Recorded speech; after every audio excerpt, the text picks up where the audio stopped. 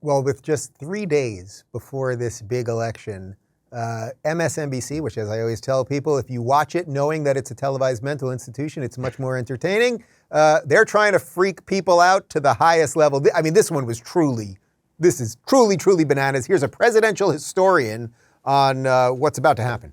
This speech seemed, in some senses, more specific about the developments that we're seeing everywhere, from the Arizona poll stalkers to the secretaries of state who refuse to say that they'll accept the elections.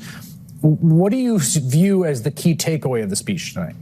We could be 6 days away from losing our rule of law and losing a situation where we have elections that we all can rely on. A historian will say what was at stake tonight and this week was the fact whether we will be a democracy in the future, whether our children will be arrested and conceivably killed. We're on the edge of a brutal authoritarian system, and it could be a week away.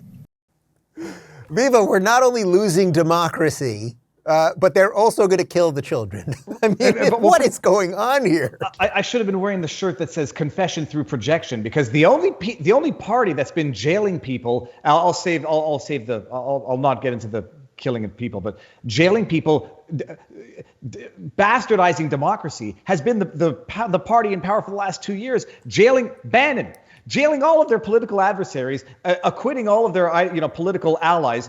This man is describing what the party that is trying to preserve its control is and has been doing. It's confession through projection, through and through. But my goodness, that's hyperbolic even for that individual who I've never heard of before.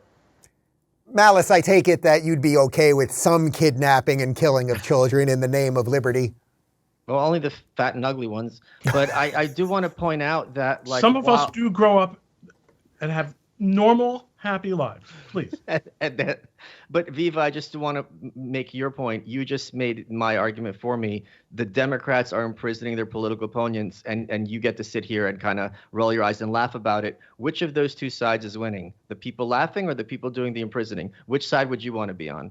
Malice, you might call me the person who would rather die than kill, but I would rather not be the people doing the evil. So in as much as I think repercussions for those who do, I would not want to be that monster. I wouldn't feel better living with myself like that than living as a victim of that type of violence. Okay, and that is exactly why America is in the state it's in today, because of people like you on the right.